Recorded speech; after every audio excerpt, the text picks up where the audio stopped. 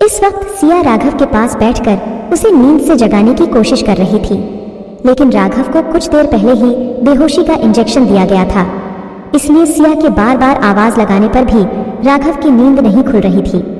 राघव को ऐसे बेसुध देखकर सिया का दिल बैठा जा रहा था, लेकिन फिलहाल राघव के जागने का इंतजार करने के अलावा सिया के पास कोई रास्ता नहीं था। राघव के नींद से जागने का इंतजार करते हुए सिया राघव की तरफ देखने लगी। तभी उसका ध्यान राघव के हाथ पर गया, जिस हाथ को काटकर उसने मरने की कोशिश की थी। उस हाथ पर लगी चोट को देखते ही सिया ने राघव के हाथ को अपने हाथों में पकड़ा और अपनी कलाई से रक्षा धागा खोलकर राघव की कलाई पर बांध दिया और फिर राघव के हाथ को अपने होठों से किस करते हुए बोली, आज से मेरा ये रक्षा कवच तुम्हारी रक्षा करेगा और तुम्हें हर मुश्किल से लड़ने की हिम्मत देगा। फिर सिया ने राघव की कलाई पर लगी चोट पर किस करते हुए कहा, तुमने ऐसा क्यों किया राघव? कल को अगर मैं इस दुनिया में नहीं रहूंगी तो क्या तुम भी जीना छोड़ दोगे? नहीं राघव, जिंदगी बहुत बड़ी है और जब तक जिंदगी है हमें जीना चाहिए। मैं मानती हूँ जिससे हम प्यार करते हैं उसके बिना जीना मुश्किल है, लेकिन फिर भी हमें जीना पड़ता है। राघव, हमारे अपनों के लिए हमें जीना पड़ता है।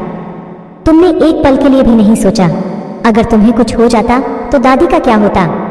तुमने कभी सोचा भी है कि दादी तुमसे कितना प्यार करती है राघव? इतना कहते हुए सिया की आंखों में आंसू आ गए और उसने अपने आंसुओं को पोंछते हुए राघव की तरफ देखा और मुस्कुराते हुए बोली, वैसे मैं कितनी खुशकिस्मत हूँ राघव, जो मुझे तुम्हारे जैसा जीवन साथी मिला। तुम चाहते तो तुम्हें कोई भी लड़की मिल जाती, लेकिन तुमने सिर्फ मुझसे प्यार किया, ये जानते हुए कि मैं तुम्हारे लायक नहीं हूँ। इतना कहकर सिया की आंखों में आंसू आ गए और नम आंखों से सिया ने कहा, वैसे मैं खुशकिस्मत तो हूँ राघव कि मुझे उस जन्म में भी कोई चाहने वाला मिला और इस जन्म में भी, लेकिन मेरी बदकिस्मती तो देखो, मेरे साथ पिछले जन्म में भी जबरदस्ती हुई और इस जन्म में भी मेरे साथ जबरदस्ती हुई। क्या मैं सिर्फ जबरदस्ती के लिए बनी हूँ?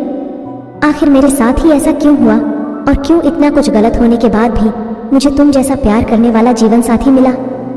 इतना कहकर सिया जोर जोर से रोने लगी और रोते हुए सिया की आंख लग गई और वो राघव का हाथ पकड़कर वहीं राघव के पास सो गई। सुबह के 4 बज चुके थे और सिया इस वक्त राघव के पास गहरी नींद में सोई हुई थी। अब राघव के शरीर से बेहोशी के इंजेक्शन का असर खत्म हो गया था, इसलिए राघव ने अपनी आंखें खोली। राघव ने जैसे ही अपनी आंखें खोली तो अपने सामने सो रही सिया को देखकर वो चौंक गया। सिया को देखकर राघव को लगा शायद ये उसका वहम है, लेकिन जब राघव ने अपने हाथ को सिया के हाथों में देखा तो राघव के चेहरे पर एक लंबी चौड़ी स्माइल आ गई। राघव ने मुस्कुराते हुए अपने आप से कहा, सिया, तुम जिंदा हो और मेरे पास हो, कहीं मैं कोई सपना तो नहीं देख रहा? तुम सच में हो ना सिया? इतना कहकर राघव ने अपने दूसरे हाथ से अपने आप को चूंटी काटी और फिर जब उसे एहसास हुआ कि ये उसका सपना नहीं बल्कि हकीकत है, तो राघव ने सिया के मासूम से चेहरे पर हाथ फेरते हुए बोला, सच में तुम मेरी सिया हो?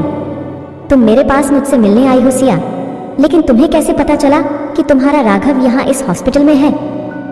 इतना कहकर राघव ने सिया को अपने उस हाथ से पकड़कर अपने करीब खींच लिया जिस हाथ को सिया ने पकड़ा हुआ था। इस वक्त सिया गहरी नींद में थी, इसलिए उसे पता भी नहीं चला कि राघव अपनी गहरी नींद से जाग चुका है। चोटिल हाथ से सिया को खींचने की वजह से राघव के हाथ से खून बहने लगा, जिसकी वजह से राघव को चक्कर आ गया और वो वहीं पर फिर से बेहोश हो गया। अगले दिन सुबह के 8 बज चुके थे और नेहा सिंघानिया मेंशन से राघव के लिए खाना लेकर इस कमरे में आ चुकी थी, जहां सिया और राघव एक ही बिस्तर पर सोए हुए थे।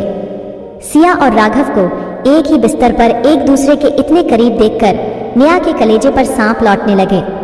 गुस्से की आग में झुलसती हुई नेहा सिया के पास आई और दांत पीसकर सिया पर गुस्सा करते हुए बोली, चुड़ैल, मैंने तुझे अपने घर से निकाल दिया तो तू मुझसे बदला लेने के लिए मेरे राघव के पास पहुंच गई और मुझे पता भी नहीं चलने दिया। तुझे तो मैं अभी सबक सिखाती हूँ। इतना कहकर नेहा ने कसकर सिया का हाथ पकड़ा और उसे राघव के पास से उठाकर नीचे जमीन पर गिरा दिया। जमीन पर गिरते ही सिया की आंख खुली और उसने दर्द से कराहते हुए नेहा की तरफ देखते हुए कहा, तुम पागल हो गई हो क्या? क्या कर रही हो? तुमने देखा नहीं राघव का हाथ मेरे हाथों में था? अगर मेरे साथ उसे चोट लग जाती तो? सिया की बात सुनते ही नेहा ने गुस्से में चिल्लाते हुए कहा, राघव की सबसे बड़ी चोट तो तुम हो। तुम अगर उसकी लाइफ से चली जाओगी तो राघव की जिंदगी की सारी मुश्किलें हल हो जाएंगी। अरे तुम जाती क्यों नहीं हो उसकी लाइफ से? क्यों बार बार उसकी जिंदगी में लौट कर आ जाती हो? मैंने तुम्हें कल भी कहा था, राघव को तुम्हारी कोई जरूरत नहीं है, मैं हूं उसका ख्याल रखने के लिए। मिया आगे कुछ बोलती उससे पहले ही सिया ने उसकी बात काटते हुए कहा, तुम मेरे राघव का ख्याल रखोगी? देखा मैंने कैसे ख्याल रखा तुमने मेरे राघव का। वैसे राघव यहाँ इस अस्पताल में क्यों आया था? तुम्हें पता है उसने किसके लिए अपना हाथ काटा? तुम्हें पता है मिया? और जब पता है तो फिर तुम क्यों जबरदस्ती राघव के पीछे पड़ी हुई हो, जबकि तुम भी अच्छे से जानती हो कि राघव सिर्फ और सिर्फ मुझसे प्यार करता है, तो तुम क्यों बार बार उस पर अपना हक जता रही हो?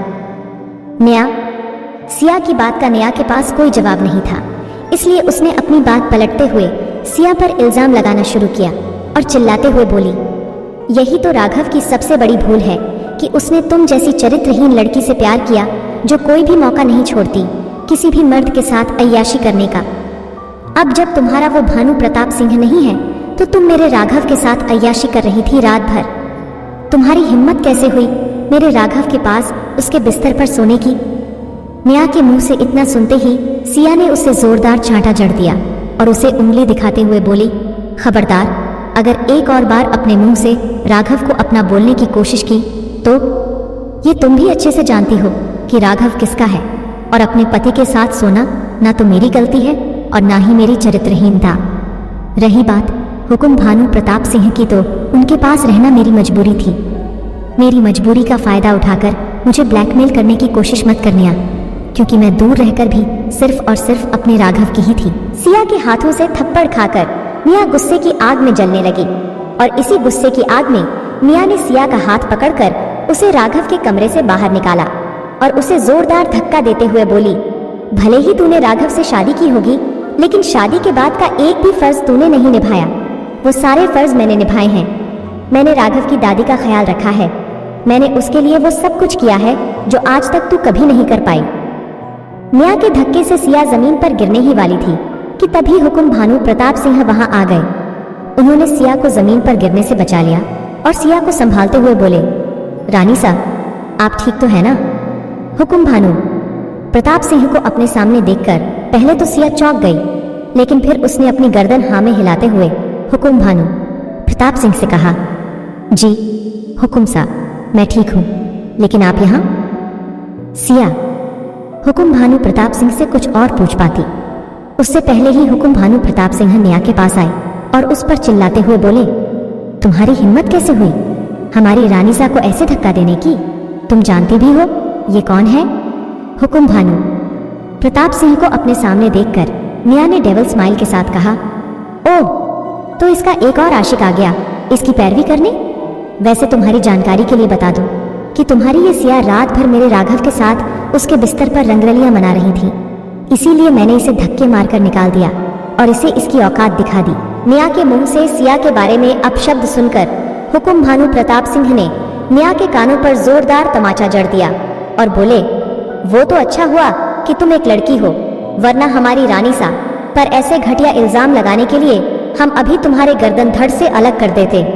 और रही बात राघव के साथ उसके कमरे में रहने की, तो ये हक है उनका, वो राघव सिंघानिया की पत्नी है, लेकिन तुम कौन हो और किस हक से राघव सिंघानिया को अपना बोल रही हो?